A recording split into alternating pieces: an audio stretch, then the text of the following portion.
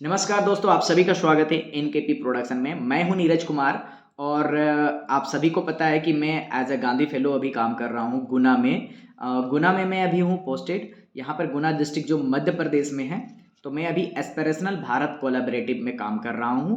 तो आज मैं डिस्कस करने जा रहा हूं वो है गांधी फेलोशिप प्रोसेस से रिलेटेड कि पहला राउंड इंटरव्यू और सेकेंड राउंड इंटरव्यू कैसे होता है, इसमें किस तरह से सिलेक्शन होता है, उसके ऊपर मैं बात करने जा रहा हूं। तो आप अंत तक वीडियो पे बने रहेंगे। जो मेरे चैनल पे पहली बार आए हैं, लाइक शेयर सब्सक्राइब कर लें, बगल के बेल आइकन को भी दबा लें ताकि हर तरह का अपडेट आपको मिलता रहे। नीचे डिस्क्रिप्शन में मेरा हर तरह का सोशल मीडिया का लिंक दिया हुआ है ताकि आप मेरे उसमें जाकर के कनेक्ट हो सके। तो चलिए मैं बात करने जा रहा हूँ कि आपका गांधी फेलोशिप का जो सिलेक्शन किस बेसिस पे होता है।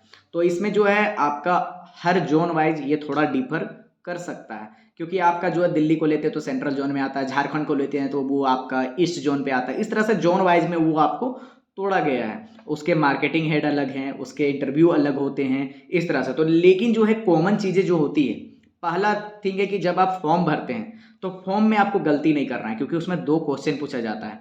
फॉर्म भरने का वीडियो जो है मैं ऑलरेडी बना चुका हूँ, तो आप इसके जो आपका प्लेलिस्ट है मेरा, उस पर आप जा करके चेक कर सकते हैं कि उसमें कौन सा थंबनेल के अनुसार आप देख सकते हैं फॉर्म कैसे भरना है, किस प्रोसेस से भरना है। तो पहला बात आएगा आपका कि आपका फॉर्म अप्लाई करते हैं तो उसमें 2 क्वेश्चंस रहते हैं, उसको अच्छे से लिखना है। क्योंकि आप अगर उसको अच्छे से नहीं लिखते हैं तो वहीं पर आपका रिक्रूटमेंट रुक जाएगा। क्यों रुकेगा? क्योंकि वहाँ पे एनालिसिस होता है। आप जो क्वेश्चन को लिखेंगे उसको वेरीफाई किया जाएगा, उसके बाद आपको अलाउ किया जाएगा कि आगे के प्रोसेस के लिए। क्योंकि आप वहाँ पे स्क्रूटनी होगा, स्क्रूटनी में अगर आप कुछ भी लिख दे रहे हैं या कुछ भी लिख दे रहे हैं तो उसमें आपका सिलेक्शन में दिक्कत होती है।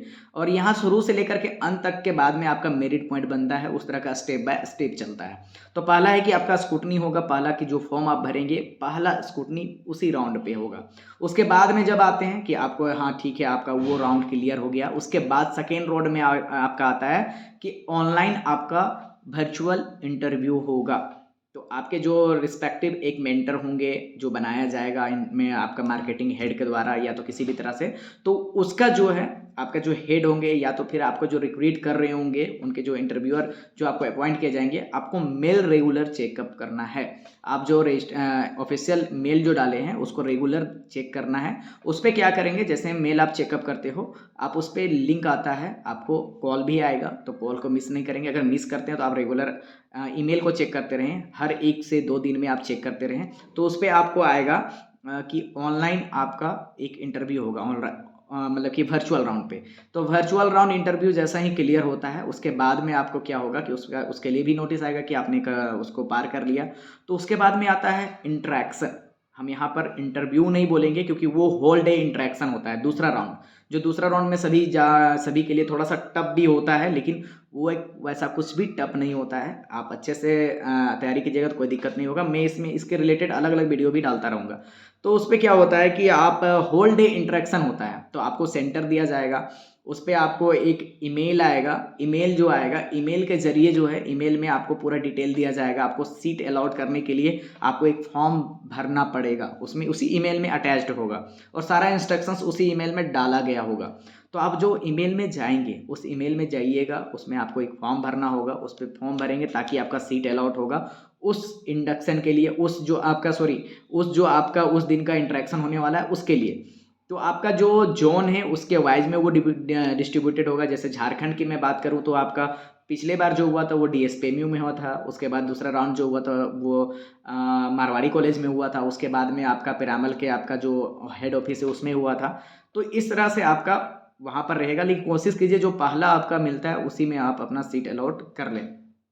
तो सीट जैसा ही आपका अलॉट होगा उस दिन में आपको फुल्ली प्रिपेयर होके जाना है। पूरा डे का इंटरेक्शन रहेगा। पूरा डे का इंटरेक्शन में क्या क्या रहेगा, तो जैसे ही पहले आप जाते हैं तो एप्टीट्यूड टेस्ट जिसको आप बोल सकते हैं कि आपको 30 क्वेश्चंस दिए जाएंगे जो कि मल्टीपल चॉइस क्वेश्चंस होंगे। आपके मोबाइल से ही, आप मोबाइल लेकर के जाएंगे, मोबाइल से ही आपको उसमें एग्जाम देना पड़ेगा। आधा घंटा का एग्जाम होगा, मतलब 30 मिनट में 30 क्वेश्चन दिए जाएंगे। उसमें आपका मैथ्स हो गया, जनरल एबिलिटी हो गया, जनरल नॉलेज हो गया, उस तरह से आपका क्वेश्चंस उसमें मिक्स रहते हैं। नॉर्मल क्वेश्चंस रहता है उसमें कोई दिक्कत नहीं होगी, एवरेज परसेंटेज वगैरह रहता है वो आप लोग कर लोगे, वैसा कोई दिक्कत नहीं होगी। वो करने लायक क्वेश्चन होता है, वैसा कोई दिक्कत नहीं है। उस पर फेल और पास की बात नहीं आती है, लेकिन उसमें एक स्टैंडर्ड सेटअप रहता है कि आप कम से कम 15 प्लस जरूर आप उस पर करें।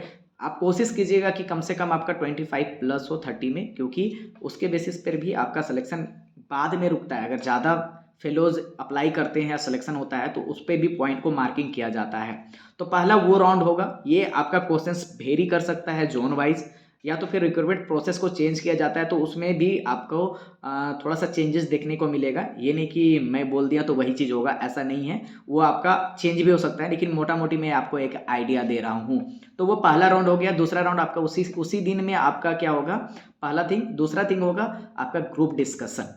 तो ग्रुप डिस्कशन जो होगा उस पर आपका जैसे जितने भी स्टूडेंट गए हैं वहाँ पर, जितने भी कैंडिडेट गए हैं, मान लीजिए 30 कैंडिडेट गए हैं, तो उसको 5-5 के ग्रुप में तोड़ दिया गया, या किसी भी तरह से उसको ग्रुप का फॉर्मेशन कर दिया जाएगा और एक एक टॉपिक उसको दे दिया जाएगा।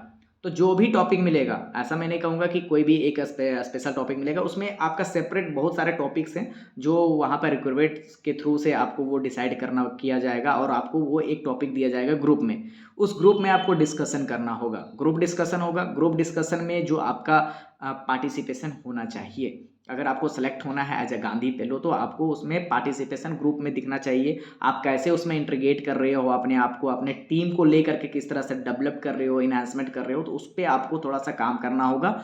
आपको दिखाना पड़ेगा कि आपका भी इन्वॉल्वमेंट उसमें है। तो पहला थिंग। दूसरा थिंग हुआ कि डिस्कशन। पहला थिंग हो गया आपका एप्टीट्यूड टेस्ट टाइप का। दूसरा हो गया आपका डिस्कशन राउंड हो गया, ग्रुप डिस्कशन। उसके बाद जो आता है वो आता है आपका पर्सनल राउंड इंटरव्यू। तो पर्सनल राउंड इंटरव्यू जो है, आपको पता है कि जो इंटरव्यूअर आपके होंगे, जो आपके मेंटर आपके ग्रुप में बनाए होंगे, वो आपके पर्सनल राउंड इंटरव्यू में आपका फेस करेंगे। तो पर्सनल राउंड इंटरव्यू में ज़्यादा घबराने की ज़रूरत नहीं है, क्योंकि वो आपको आपसे रिलेटेड ही क्वेश्चन पूछेंगे ज़्यादा। तो पहला थिंग। दूसरा थिंग है कि आपने जो फॉर्म भरा है उस फॉर्म को बहुत अच्छे से गो थ्रू कर लीजिएगा। जो क्वेश्चन आपने भरा है उस क्वेश्चंस को भी अच्छे से आप देख लीजिएगा, क्योंकि वो जो 2 क्वेश्चन है उससे भी रिलेटेड बहुत सारा क्वेश्चंस पूछ सकता है जो आप फॉर्म में भरे थे। तो वो उसमें आपने क्या डाला था, आपने हेल्थ से रिलेटेड डाला था, आपने एजुकेशन से रिलेटेड डाला था, सस्टेनेबल डेवलपमेंट से रिलेटेड डाला था, या तो डिसेबिलिटी स्टूडेंट, स्पेशल स्टूडेंट के लिए काम करने के लिए डाला था। तो उस तरह से आपको मल्टीपल हायरार्की में आपको क्वेश्चंस आ सकते हैं। नॉर्मली वो आपको पहले तो पूछेंगे कि अच्छा चलिए आप अपने बारे में बताइए। तो अपने बारे में पहले तो अपने आप को इंट्रोड्यूस करना सीख लीजिएगा कि आप अपने आप को कैसे इंट्रोड्यूस कर सकते हैं उनके सामने में। और दूसरी थिंग है कि आपको अगर सिलेक्शन में ज़्यादा ध्यान देना है तो आपको इस पे देखिए नेशन बिल्डर कहा जाता है।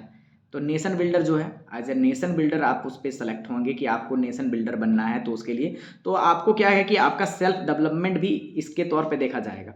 तो सेल्फ डेवलपमेंट के लिए आपको ये फेलोशिप दिया जा रहा है। तो सेल्फ डेवलपमेंट को लेकर के ज़्यादातर आप फोकस कीजिएगा। इसके कैपेबिलिटीज़ होते हैं, ये वीडियो ज़्यादा लंबा होगा, इसके लिए मैं अलग से एक वीडियो बना दूंगा कि उसमें क्या क्या कैपेबिलिटीज़ है जिसको आप उस पॉइंट पे रख सकते हैं ताकि आपका सिलेक्शन में दिक्कत ना हो। इस तरह से कि आप उसको किस तरह से प्रिपेयर हो सकते हो। 1-2 इंटरव्यू के लिए मैं जो गांधी फेलोज हैं उनको भी कनेक्ट करूंगा 1-2 दिनों में, ताकि आप लोगों को और भी क्लैरिटी मिले कि इसमें और भी क्या हो सकता है। लेकिन आप कोशिश कीजिएगा आपका जो क्वेश्चंस होता है उसको अच्छे से जवाब दीजिए और अच्छे से उस पर अपना परफॉर्मेंस को दिखाइए, क्योंकि इसी बेसिस से आपको जो है बिग बैट मिलेंगे। अब ये बात आएगी आपके ऊपर में कि ये बिग बैट क्या होता है। तो बिग बैट जो होता है इसमें जो है कि बिग बैट अलग अलग तरह का बिग बैट बनाया गया है, जिसके अनुसार जो प्रोजेक्ट को है उसके अनुसार आपको रिक्रूट किया जाता है। मतलब कि आप फेलोशिप में आएंगे तो आज जब फेलो काम करेंगे, जैसे कि मैं एस्पिरेशनल भारत कोलैबोरेटिव में हूँ, तो इसमें जो एस्पिरेशनल भारत कोलैबोरेटिव में जो काम कर रहा हूँ वो आपका उस